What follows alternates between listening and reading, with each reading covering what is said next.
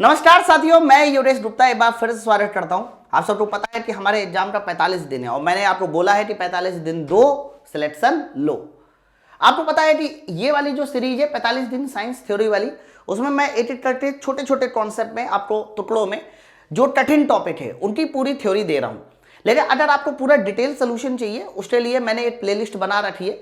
इससे पहले वाले वीडियो में मैंने प्लेलिस्ट का नाम बता रखा था, वो प्लेलिस्ट पे जाके आप यूट्यूब पर जाके मेरे सारे के सारे कंप्लीट वीडियो को देख सकते हैं। ओके, तो आज का टॉपिक हमारा क्या है?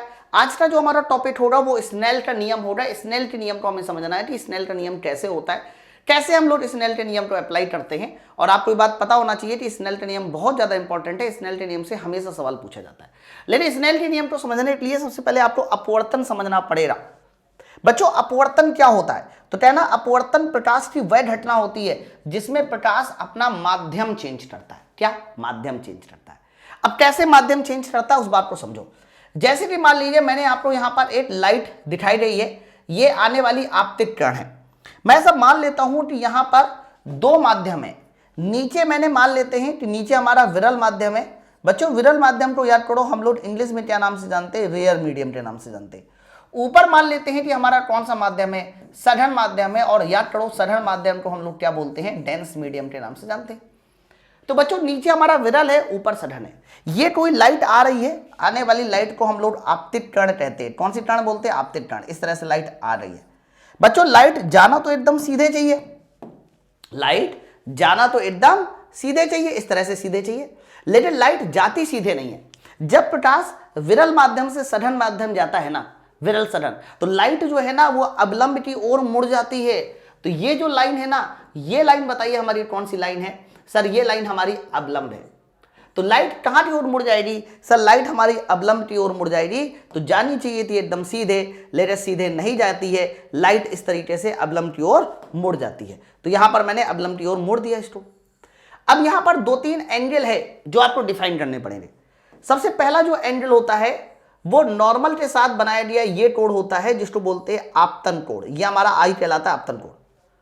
और जाने वाली जो किरण है ये नॉर्मल के साथ जो कोण बनाती है उसको बोलते हैं आर। आर का नाम है अपवर्तन कोण। ठीक है। और ये देखो, जाना था इस रास्ते पे लेकिन चली रही इस रास्ते पे, तो जितना डेविएशन हुआ है ये कहलाता है तुम्हारा विचलन कोण डेल्टा। ये कहलाता है विचलन कोण डेल्टा। मैं नाम लिख देता हूं एक बार। बच्चों, अगर आई का नाम कोई पूछे कि आई का नाम क्या है, तो इस आई को बोला जाता है आपतन कोण। अगर कोई पूछे कि ये आई क्या है, तो इस आई का नाम है आपतन कोण। आर का कोई नाम पूछे कि आर का नाम क्या है, बच्चों इस आर का नाम होता है अपवर्तन कोण। ये हमारा आर हमारा क्या है? अपवर्तन कोण। और अगर कोई पूछे कि ये जो डेल्टा यूज किया है, सर इस डेल्टा का नाम क्या है? सर इस डेल्टा का नाम है विचलन कोण। ये हमारा विचलन कोण है।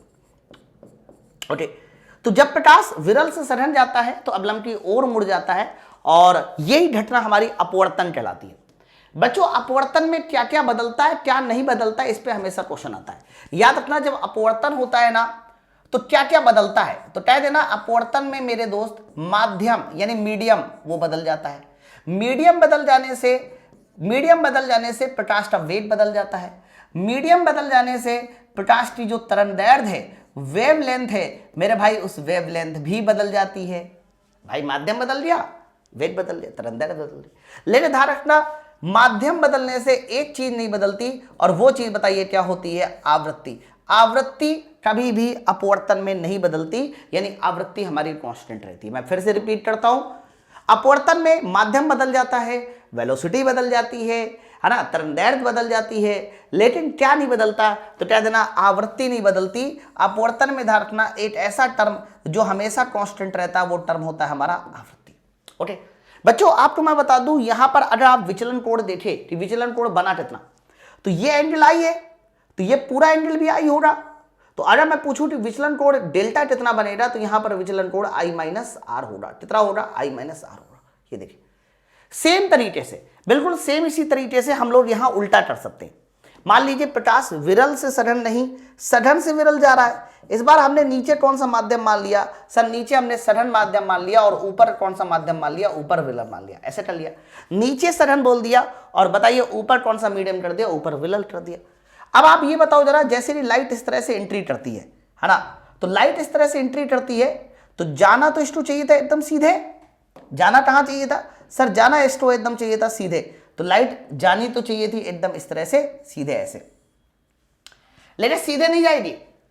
जब वो सधन से विरल जाती है ना तो अवलंब से दूर हट जाती है, और अवलंब से दूर हटने की वजह से ही लाइट कुछ इस तरह से जाएगी ऐसे, अवलंब से दूर हटती है ऐसे।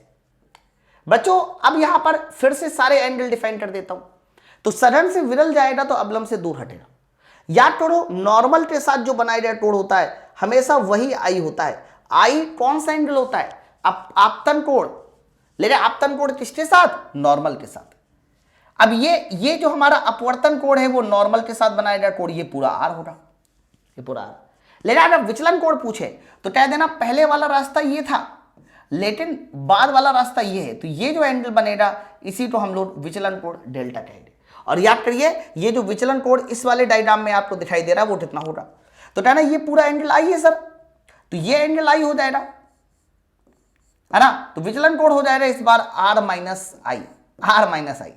तो बच्चों विचलन कोण या तो आई माइनस आर होता है या आर माइनस आई होता है, जो ज्यादा होता है उसमें से छोटा एंगल घटाकर हम अपवर्तन के केस में विचलन कोण बता सकते हैं कितना विचलन कोण होगा। ओके, तो बच्चों ये तो बेसिक आइडिया था अपवर्तन का। अब इसके बाद हम लोगों को स्नेल के नियम को समझना है। स्नेल के नियम होता क्या, सबसे पहले ध्यान रखना स्नेल का नियम अपवर्तन के लिए लागू होता है, किसके लिए, अपवर्तन के लिए। मैं एक एग्जांपल मान लेता हूं, मान लेते थी थोड़ी देर के लिए कि यहां पर नीचे हमारा विरल माध्यम है, ऊपर कौन सा माध्यम है सर, ऊपर हमारा सघन माध्यम है। लाइट बताओ विरल माध्यम से सघन माध्यम मान लीजिए आ रही है, इस तरह से आ रही है लाइट। तो जब लाइट विरल से सघन आती है तो जाना तो इसको चाहिए था एकदम सीधे, लेकिन सीधे नहीं जाएगी। ये लाइट हमारी कहीं ना कहीं अवलंब के पास मुड़ जाएगी, इस तरीके से अवलंब के पास मुड़ जाएगी, अवलंब के पास मुड़ जाएगी। तो जाना S2 भैया मेरे था एकदम सीधे, लेकिन ये सीधे नहीं जाएगी सर, ये अवलंब के पास मुड़ जाएगी, है ना। थोड़ा मैं एरो भी लगा देता हूं, ये देखिए ये हमारा आने वाली टर्न, ये हमारी जाने वाली टर्न, आने वाली टर्न नॉर्मल के साथ आई कोण बना रही है ना, अवलंब के पास हो रही है, ये हमारी आर कोण बना रही है। ठीक है, अभी हम लोग विचलन कोण को छोड़ देते हैं क्योंकि विचलन कोण का कोई काम नहीं है। तो बच्चों जहां से प्रकाश की किरण आती है हमेशा वो पहला माध्यम होता है, और जहां पर प्रकाश की किरण जाती है वो हमारा दूसरा माध्यम होता है।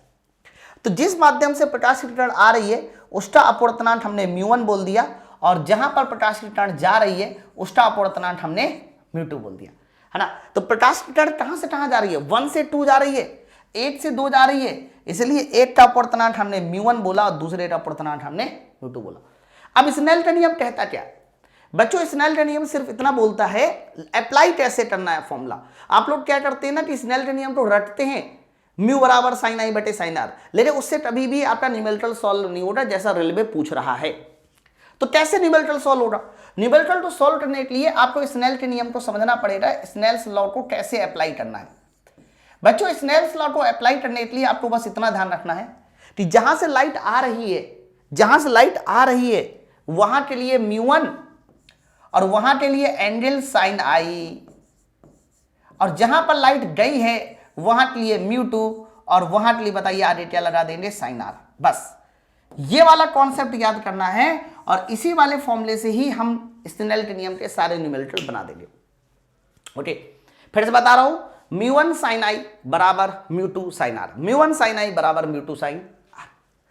बच्चों कई बार हम लोग इसको ऐसा भी लिख देते हैं, है ना। अगर मैं यहां से पूछूं कि साइन आई बटे साइन आर क्या हो जाएगा, साइन आई ऊपर साइन आर नीचे, तो बच्चों साइन आई बटे साइन आर अगर मैं पूछूं कितना होगा तो यहां पर लिखा जा सकता है μ1, ठीक है, नहीं सॉरी उल्टा हो जाएगा, साइन आई बटे साइन आर करना है, ऊपर हो जाएगा μ2 और नीचे हो जाएगा μ1। बच्चों आपको पता है कि μ2 बटे μ1 को एक के सापेक्ष दूसरे का 1 μ2 बराबर साइन आई बटे साइन आर, 1 μ2 बराबर साइन आई बटे साइन आर, ये वाला फॉर्मूला भी इस्तेमाल किया जा सकता है।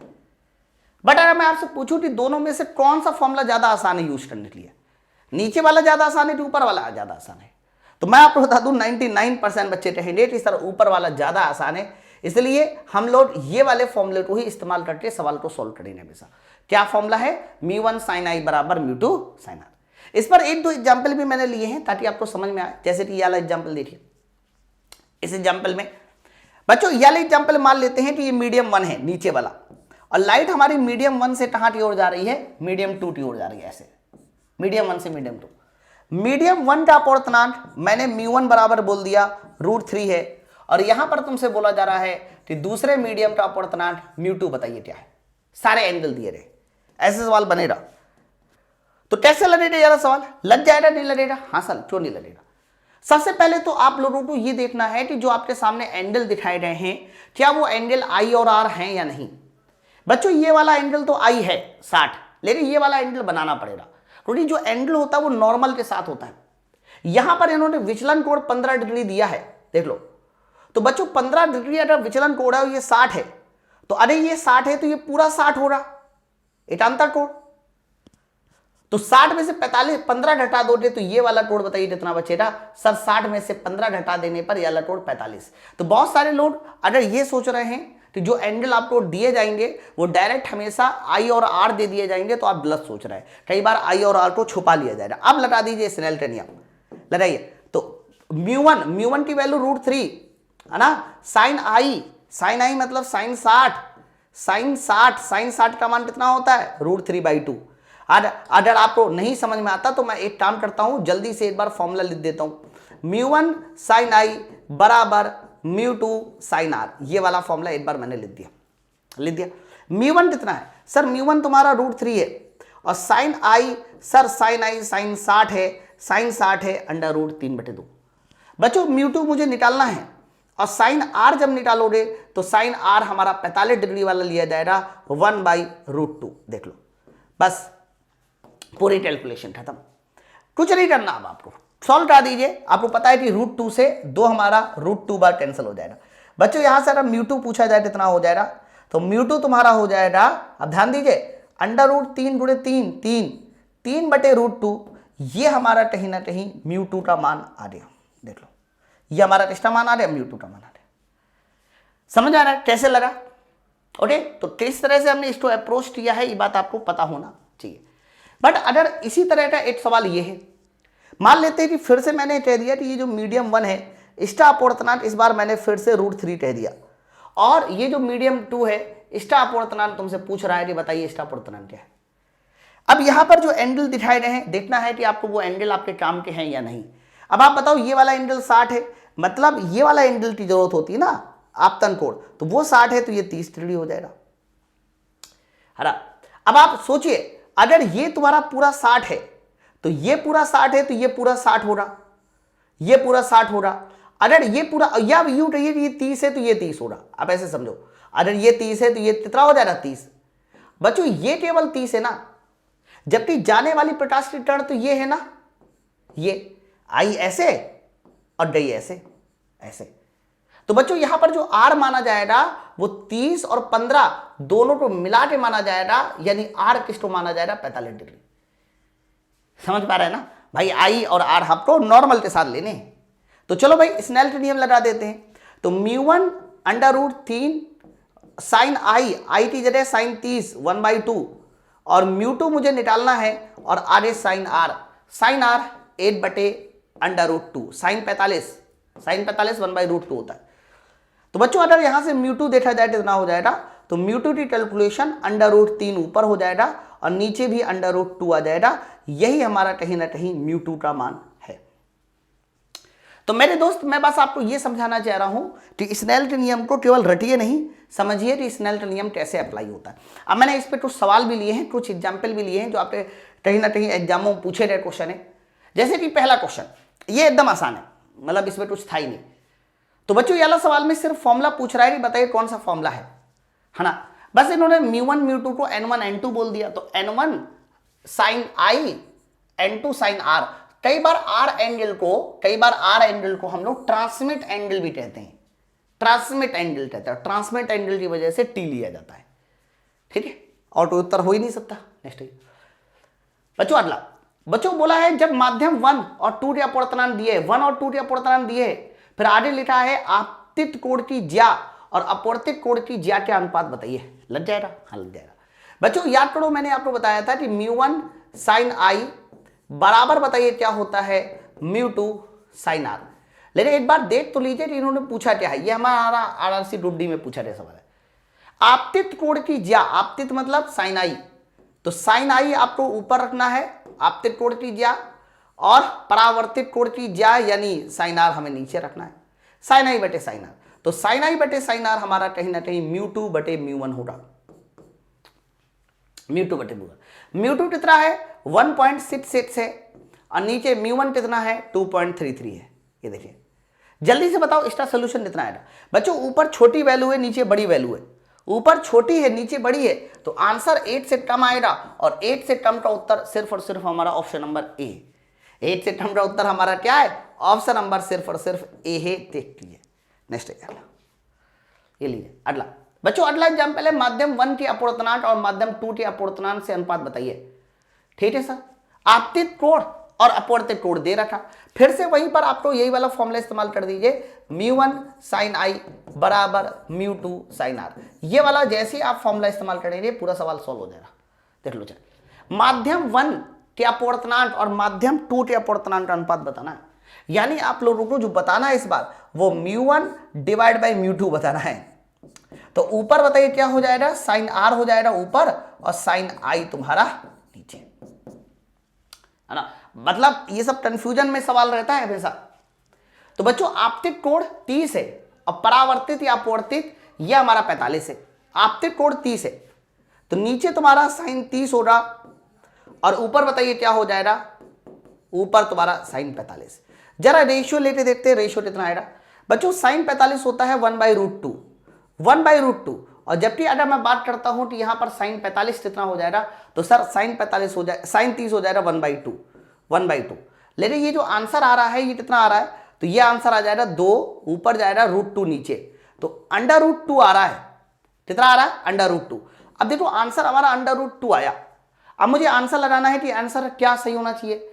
√2 1.414 होता है, √2 1.414 होता है। यहां पर कुछ डेटा में मिस्टेक है ना।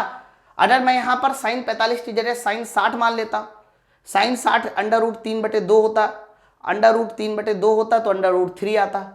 नहीं, ये हमारा ALP टीयर 2018 का सवाल है। ठीक है, कोई बात नहीं, इसमें मुझे लगता है कि कुछ डेटा की मिस्टेक है, और वैसे इसका जो आंसर आ रहा है वो √2 आ रहा है, या हो सकता है कि √2 बना नहीं है ना। एक बार हम फिर से वेरीफाई कर लेते हैं। माध्यम 1 के अपूर्णांक और माध्यम 2 के अपूर्णांक से अनुपात बताइए। जब आपके तो अपवर्तित कोण का मान दिया गया है 30 और 45, 30 हमने नीचे रखा है, 45 ऊपर रखा है, 1/2 1/√2, तो आंसर 2/√2। ओके, सही है एकदम। तो हम लोग एक काम करते हैं, ऑप्शन नंबर सी को √2 बना लेते हैं। ऑप्शन नंबर सी हमारा √2 सही है। वैसे 1.414 होता है, अगर 1.5 होता तो हम लगा देते, है ना। अगर आप भी एक बार चेक कीजिए, कोई मिस्टेक हो तो मुझे बताइए।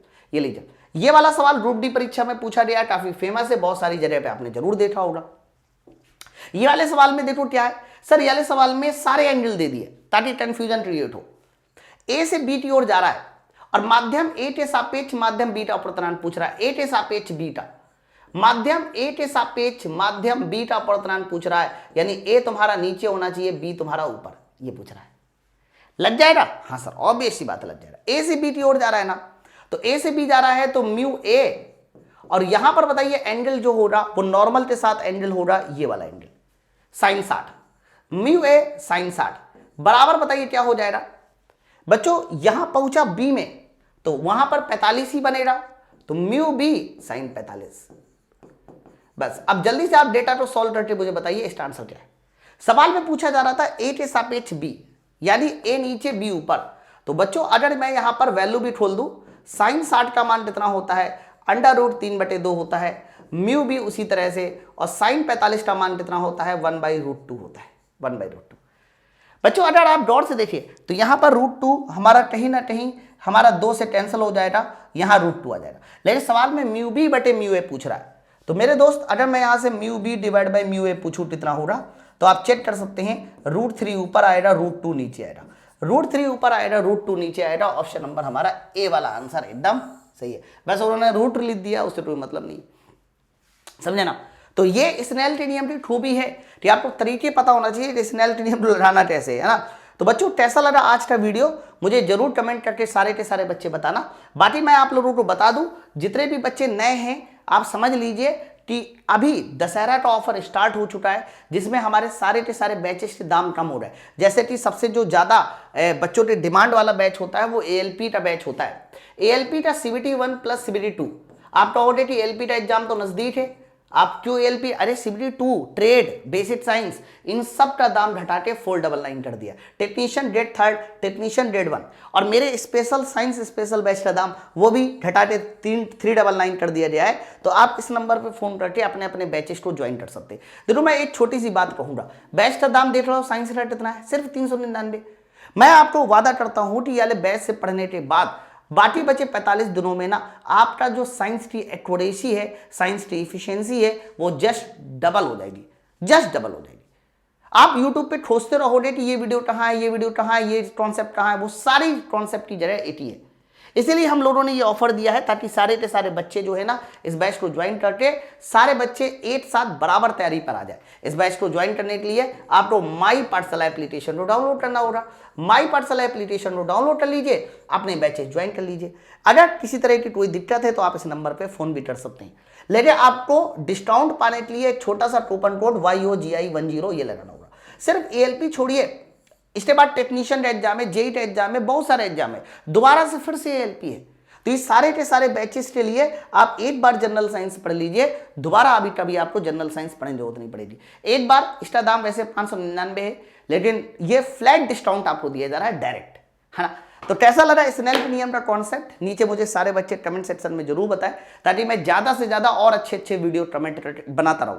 साथ साथ मुझे ये भी बताइए कि आपको नेक्स्ट टॉपिक कौन सा चाहिए वीडियो बनाने के लिए, जैसे कि रेजिस्टेंस हो गया या फिर कोई और टॉपिक जो आपको सबसे ज्यादा परेशान कर रहा हो, मैं उस टॉपिक पे डेफिनेटली वीडियो बनाऊंगा। चलिए फिर मिलते हैं हम लोग नेक्स्ट वीडियो में। Thank you very much.